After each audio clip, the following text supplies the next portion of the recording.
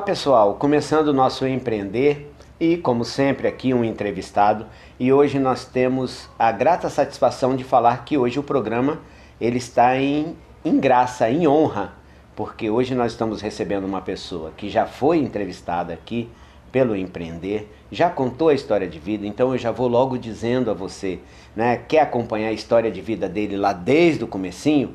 Segue a gente nas nossas redes sociais, segue aí a Rede Sim, o programa Empreender, que você vai achar o programa dele contando a história, porque hoje ele vem com uma outra, vou chamar de uma outra roupagem, não é? Ele vem com uma pessoa, uma das pessoas mais importantes do nosso norte do estado já, nos representando.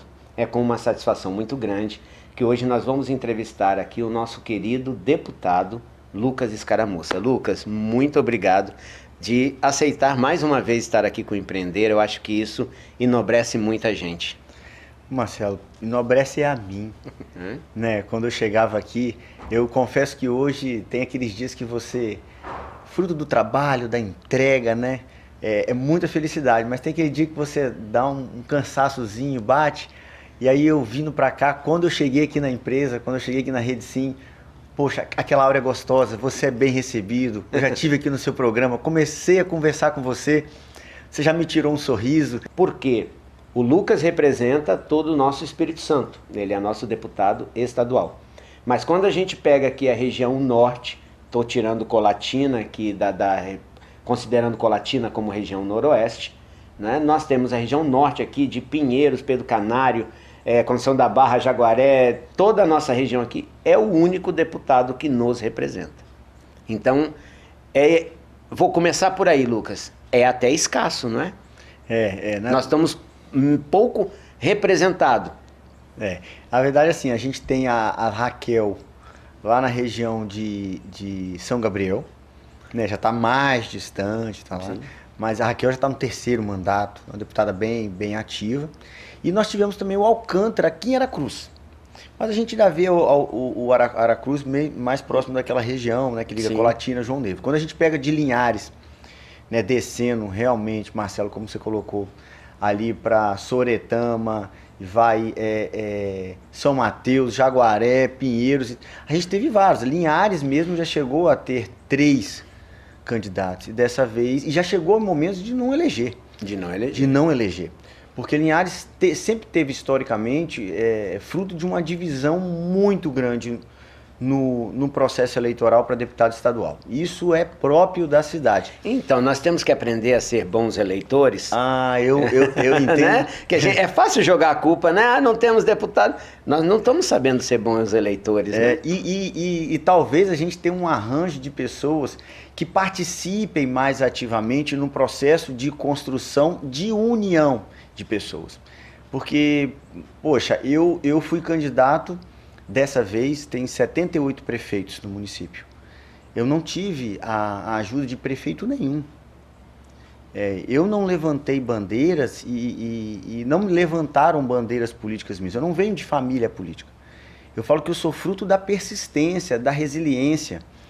Eu sou fruto daquela pessoa que acreditava que, para mim, a caminhada política era uma caminhada de prestação de serviço que fazia sentido, motivado pelos meus alunos, há 20 anos dando aula, e pelo meu pai, né, falecido pai, que sempre me motivou. Eu sempre soube de uma coisa, que eu precisava de terminar todos os meus processos eleitorais, todos, feliz, em paz, e agradecendo a todos que me confiaram, e entendendo aqueles que não podiam naquele momento me dar a confiança. Sim. Entendeu? Então, assim, eu sempre compreendi isso. E as pessoas foram entendendo, e os números foram aumentando, fruto da resiliência. Eu nunca perdi muito tempo, é mais ou menos igual aquele que sabe empreender mesmo. Eu até falei com o Abel, Abel Fiorotti, né? Muito conhecido da região, nosso, foi professor na faculdade comigo. Eu sempre falei, Abel, eu admiro muito quem empreende, essa é uma das minhas bandeiras. O empreendedorismo, a oportunidade, a geração de emprego, de renda. Porque quem empreende dá oportunidades, e eu sempre vivi de oportunidades. Eu sei a importância de quem tem o talento de empreender, Marcelo, como você e tantos outros. Eu sei da importância disso, sempre soube. Mas eu sei ser um prestador de serviço. Foi aí que a Abel falou assim, não, Você empreende. Você empreende. Um prestador de serviço é empreendedor. E aí eu comecei a ver que eu tinha que ter estratégias ao longo da caminhada política que eram próprias de quem empreende também. Por exemplo, sempre que tinha um amigo falando, Lucas, está acontecendo isso aqui do lado, Lucas, tem uma fake news, a política é muito desse lado, Lucas, tem um incêndio aqui, Lucas, tem essa narrativa que está tentando desconstruir a sua imagem, a sua identidade. Eu falava para todos os amigos, se preocupem com vocês isso. Eu não quero olhar para os lados. Eu só tenho uma missão. A minha missão é mostrar quem é o Lucas e o que eu sou capaz de entregar. A minha missão é gastar toda a energia que eu tenho em favor desse projeto de construção. E foi assim que eu fui percorrendo. E quem me colocou lá foi as pessoas. Por que eu estou dizendo isso? Porque eu acho que se chegar no momento, por exemplo, a cidade de Linhares e cidades vizinhas, entenderem que outros atores, outras pessoas, instituições, nos momentos certos, precisam de conversar de política setorial, a gente vai conseguir ter mais representatividades e menos divisão política. Sim. Linhares sempre deixa isso muito pro em cima da hora. Em cima da hora as pessoas não podem mais conversar, não podem muito se comprometer, né? E acaba as coisas acontecendo pelos atores políticos. Aí divide muito. Essa foi assim. Acabou que a gente poderia ter outros aqui de Linhares. Representantes, mas dividiu tanto que acabou que só eu que me elegi. E me elegi, sim, muito bem, graças a Deus, porque estava num momento muito bom também, né? Eu acho que, tenho certeza, como deputado estadual, o único que teve a votação que eu tive em Linhares foi o ex-deputado e ex-prefeito Guerino Zanon. Mas ele teve uma votação até maior que a minha em Linhares, mas ele já tinha sido prefeito 2 vezes, sim, tinha um legado. Ele tinha uma carreira política. Uma carreira política. O próprio Zé Carlos Elias já tinha sido deputado federal, prefeito. Ele chegou a ter uma votação acima de 20 mil votos em Linhares, mas um pouco menor do que a minha ainda. E depois teve eu ali, que nunca tive um mandato político, mas como você bem colocou, fui fruto de uma construção ao longo de 10 anos, né, me entregando pelas pessoas. Eu vejo você como realmente uma construção. Você construiu uma carreira. Eu não vou chamar de carreira política, porque eu não gosto de falar que política é carreira. Não é. Né? E não é. O político é o representante, mas você construiu a sua história. Eu acho que isso é muito importante, porque, eu vou ser candidato. Aí a pessoa, muitas vezes, ela não tem a base, ela não tem um respaldo. Você foi secretário, você trabalhou, você sempre atuou como professor, você estava em todas as imagens, os focos de debate. Isso tudo vai construindo. E isso gera um peso, né? Então conta pra gente assim, como é que é entrar lá, né? Pra você foi a primeira vez, então conta pra gente como é que foi receber o título, receber o diploma. Conta pra gente um pouquinho essa emoção.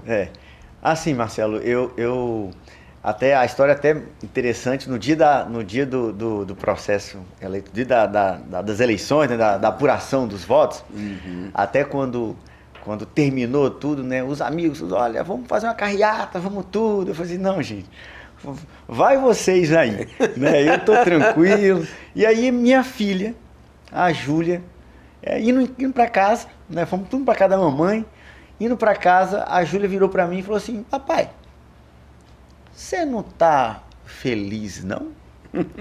Aí eu falei, não, Júlia, quase que eu tô. É porque eu não tô te vendo. Nós estamos pulando, Aí eu falei, não, filha, papai tinha que pular junto com você mesmo. Papai se emocionou, tinha. E tentei explicar aquele momento que eu vivia para ela. Por que eu tô falando isso? Porque desde o momento que eu me elegi, eu tive a compreensão disso, de que o meu desafio seria muito maior a partir daí. Eu sempre tive isso.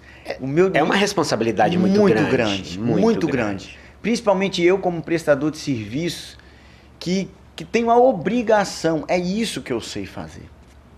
Né? Eu me preparei para servir as pessoas, para representar as pessoas e para entregar algo que fosse bom, legítimo para elas. E quando eu alcanço o legislativo, que foi um ambiente que eu sempre, de certa forma, militei, que eu sou um operador das leis, que trabalho com as leis, que venho da vida acadêmica de 20 anos dando aula no curso de Direito, eu sempre tive a exata dimensão desse desafio.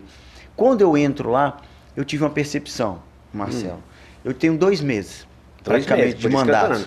Depois você vai vir aqui falar 1 ano de mandato, depois você vai falar obrigado. 2, né? Já está convidado, porque essa história tem que nascer junto, então a gente engrandece. Obrigado. Com esses 2 meses eu tinha exata dimensão. Até me perguntaram assim, pô, Lucas, eu tô te vendo aqui em Ares, eu vim num lugar, mas você não veio aqui. Eu falei assim, olha, eu tenho uma missão. Minha primeira missão foi qual? Eu tinha clareza disso. Minha primeira missão era mostrar quem é o Lucas e o que o Lucas pode ser dentro da Casa de Leis, dentro da Assembleia. Qual é o tamanho dele? Qual a capacidade do Lucas de entrega? Porque os 30 que estão lá, dos 29 tirando eu, todo o corpo administrativo, e o governo do Estado do Espírito Santo também, inclui-se nisso, né? Que é um ator que está direto com nós, não conhecem o Lucas ainda. Não conhecem o Lucas trabalhando, o Lucas como profissional, o Lucas, a capacidade do Lucas de entrega. Então esses 2 meses meus foi dedicado a isso. Foi dedicado a mostrar aos meus colegas, à casa, quem é o Lucas, o que ele pode entregar, quais os fóruns de debate que ele tem condição ampla de contribuir. Ainda tem lá nos bastidores o primeiro escalão e o segundo escalão? Então, a gente tem que chegar chegando. Essas coisas a gente sabe, né, a dos gente bastidores. Tem que chegar chegando. É isso aí. É isso aí. Pra você pegar e ir pro primeiro escalão. Exatamente isso. Eu falei, eu tenho que chegar chegando, não é? Para ser reconhecido como uma ponte de entregas reais, não é? E como a gente terminou lá? Poxa, hoje com a adesão da casa, dos colegas, né? Com o bom grado do governo do Estado, nós assumimos a secretaria, a Comissão de Agricultura e Pesca do Estado do Espírito Santo. Olha, eu não sabia. Hoje eu sou presidente da Comissão de Agricultura e Pesca. O último foi a Taíde Armani. O último foi a Taíde, há 10 anos atrás, o nosso primeiro secretário. Né? O nosso primeiro presidente da Comissão de Agricultura e Pesca, deputado. Depois isso sempre ficou no Sul, ficou ultimamente com a Janete, por 2 mandatos, salvo engano, por 8 anos. E agora o Lucas. E isso com a aceitação da casa. E é uma comissão muito grande. Uma então você já entrou para o primeiro escalão, né, Lucas? Já estamos lá representando bem. E aí, o pessoal não gosta que fala assim, não. Algumas instituições públicas, né, instituições importantes que fazem parte da estrutura governamental do Estado Democrático de Direito, que eu tive momentos juntos, tive contatos juntos, de relação institucional, me pediram, Lucas, pela sua experiência, você tinha que integrar a CCJ, a Comissão de Constituição e Justiça. Porque a Comissão de Constituição e Justiça é a principal comissão da Assembleia. Né? Por lá passa, e do Congresso Nacional não é diferente, por lá passa todas as iniciativas de lei, seja da Casa ou seja do governo.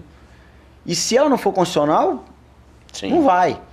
Não é? Então, o critério de avaliação sobre legalidade, constitucionalidade, técnica legislativa passa na CCJ. Por isso que ela é uma decisão extremamente cobiçada, extremamente...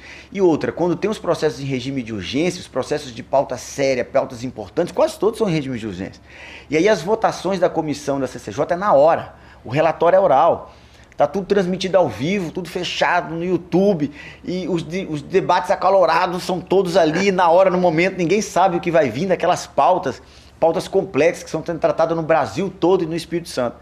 E eu falei, eu vou sair da CCJ, porque isso vai me dar uma trabalheira danada, eu vou me concentrar só na agricultura. Mas vem a casa, vem instituições e falam assim, Lucas, você tem um conhecimento jurídico importante, tem 20 anos de vida acadêmica. Você precisa de integrar a CCJ. Você é um perfil que a gente quer na CCJ. Aí, meu querido Lucas assumiu 2 cadeiras. Fui para a CCJ também. Então, hoje nós estamos lá como membro da Comissão de Constituição e Justiça.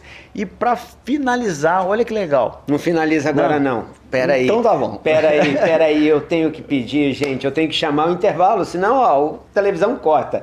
Não saia daí, é rapidinho, nós... Já voltamos. Não tem direito nem tomar água hoje. Daqui a pouquinho a gente tá de volta.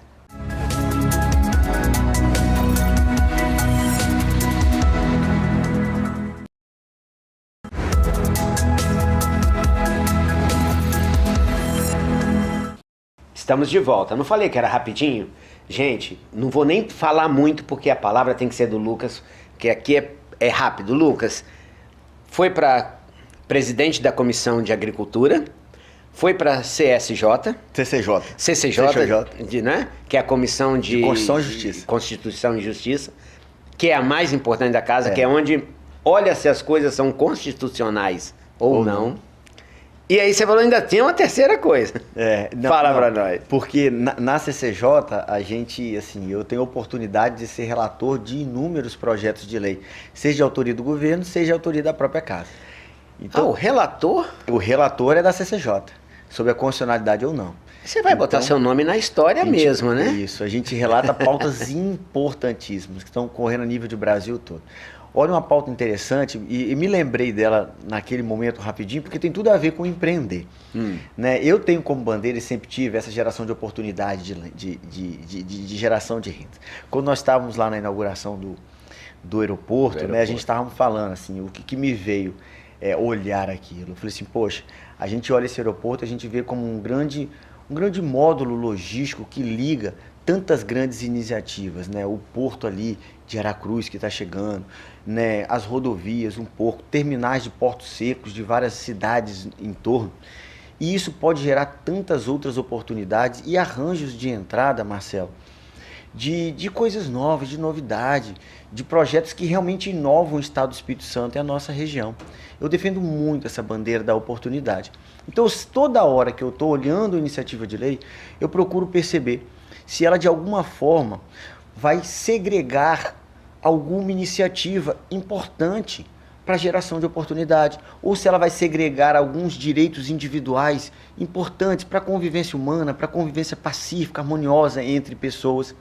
E aí chegou um projeto lá extremamente importante, da autoria do deputado Daninho. Ele repetia mais ou menos o que tinha em todos os estados do Espírito Santo, do Brasil, eu vi isso, que era proibindo contratos bancários por telefone de qualquer espécie com idosos e pensionistas. E isso foi feito em São Paulo, em vários estados. E estava sendo feito aqui no Espírito Santo. E por que isso? Quando a gente vai olhar, e eu consultei, liguei para juízes, liguei para delegadas, para delegados, liguei mesmo, né? E a gente vê que 30% dos juizados especiais estão abarrotados de indenizações de idosos e pensionistas para reparar danos por estelionato via telefone, telemarketing. Quando você vê as delegacias de polícias abarrotadas também. Então o projeto é importantíssimo. Só que ele copiava de outros estados e olha como ele dizia, fica proibido no estado do Espírito Santo contratos via telemarketing, via telefone, por instituições financeiras, bancárias, com idosos e pensionistas. Quando eu olhei aquilo, na hora, eu avoquei a relatoria para mim, já bati o olho, essa relatoria pode ser minha? Pode. Essa aqui distribuímos lá, os colegas concordaram, porque a primeira impressão que eu tive, eu falei assim, olha, eu quero ter um olhar, porque a gente não pode, a gente precisa de proteger essas pessoas, os idosos, mas não podemos segregar eles de direito algum. Porque as pessoas estão completamente ativas no mercado de trabalho ainda. Foi aí que eu coloquei uma emenda como relator na CCJ, só botei uma palavrinha. Falei assim, ó, fica proibido no estado do Espírito Santo contratos na modalidade consignado de crédito. Porque os estelionatos são todos naqueles idosos e pensionistas direto no consignado. Você não precisa de garantia. Você olhou, tem consignado? Tenho. Jogou lá, o cara é enganado. Às vezes não era aquele produto que se estava vendendo a ele. Quando você tira a modalidade de consignado, a instituição financeira continua podendo empreender, exercer a iniciativa privada, só vai pedir uma garantia de crédito. Sim. E o idoso e pensionista continua podendo fazer qualquer tipo de contrato, inclusive por telefone, desde que a instituição peça uma garantia. Aí eu olhei a própria casa. Nós temos lá deputados que são aposentados, idosos. Nós temos no mercado de trabalho empresários, prestadores de serviços, nós temos juízes, temos promotores, temos ministro do STJ. Nós temos no Ministério do Brasil ministros que estão lá que já são idosos. Essas pessoas não poderiam abrir. Eu falei, olha, os meus colegas aqui, se eles forem disputar uma nova eleição, eles não podem nem abrir a conta bancária da eleição por telefone. Isso não faz sentido, não pode pegar um Pronaf pelo telefone. Isso não fazia sentido, não é? Fizemos essa emenda e olha que coisa bacana para o Estado do Espírito Você Santo. Me lembrou uma coisa que a gente está aí nessa... Você vê, a conversa caiu para um caminho. A minha irmã, com a netinha, não pôde acompanhá-la no hospital, dormiu uma noite, porque a minha irmã acabou de completar 60 anos. Quer dizer, não sei qual é a regra, não vou jogar aqui a matéria para o deputado, né? Então, quer dizer, 60 anos é inútil para acompanhar? Muito pelo contrário, né? Muito então, quer dizer, a neta dela precisou ser internada, e quem vai ficar com a netinha? Não, eu passo a primeira noite. Não, a senhora tem 60 anos, não pode. Quer dizer, sei lá quais são os riscos hospitalares, né? Não estou aqui discutindo, tem que pegar a matéria e justamente destrinchar para ler. Mas eu acho que hoje uma pessoa de 60 anos ela é altamente capaz. Né? E eu fico com medo, porque eu estou com 53.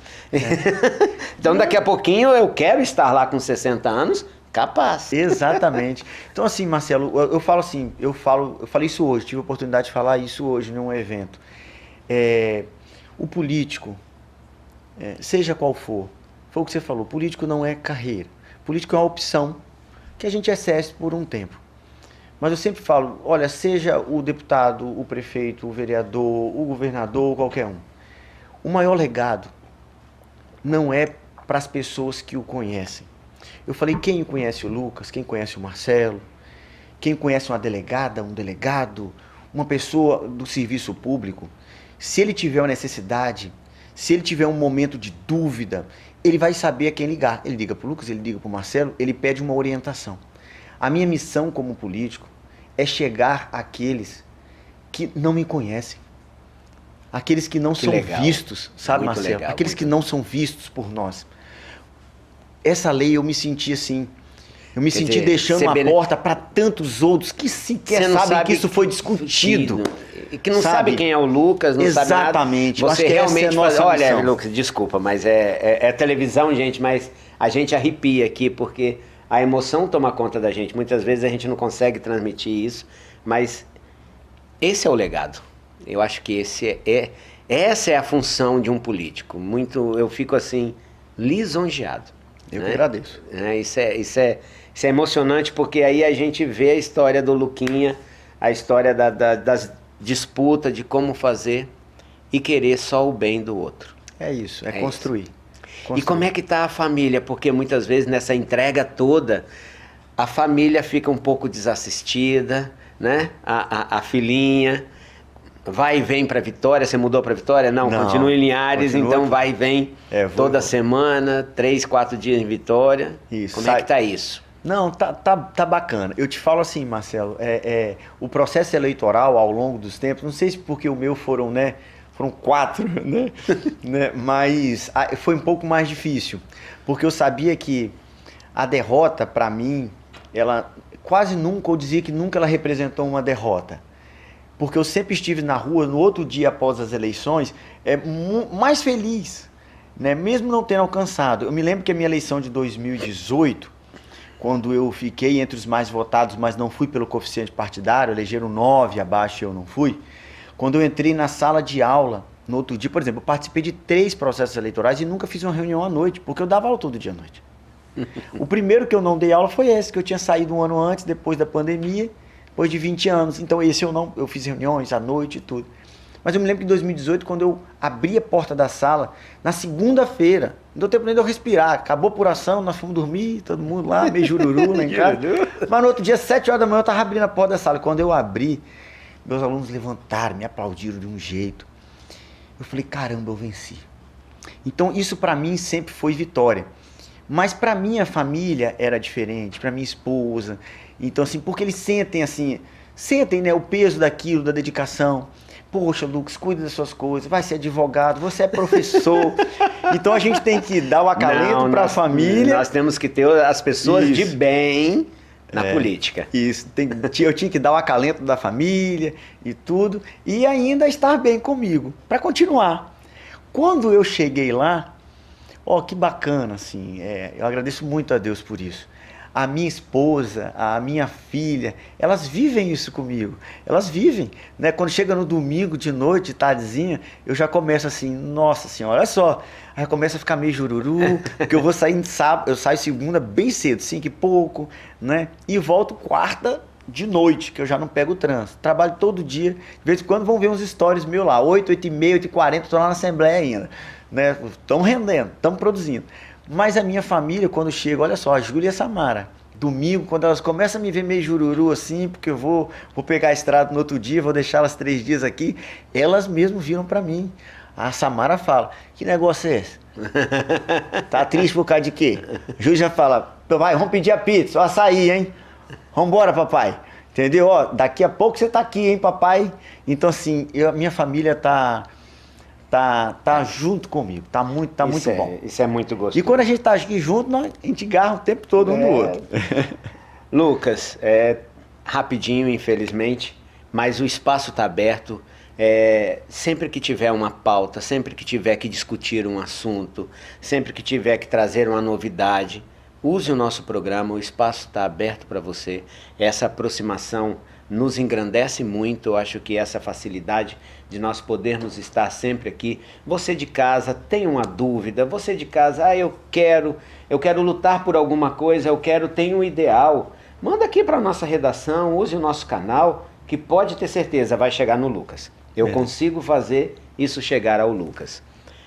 Você tem 1 minuto mais para falar aquelas considerações finais, diferente daquela de outra vez, mas para falar para a gente o que você daria, o que você tem para dizer para toda a população. Não, Marcelo, só agradecer a oportunidade mais uma vez de estar aqui com vocês, nesse programa maravilhoso, programa que já tem uma história, né, com a nossa região. Né, a gente vê esse ambiente cada dia representando mais as pessoas, como eu disse, muito gostoso, vocês estão de parabéns.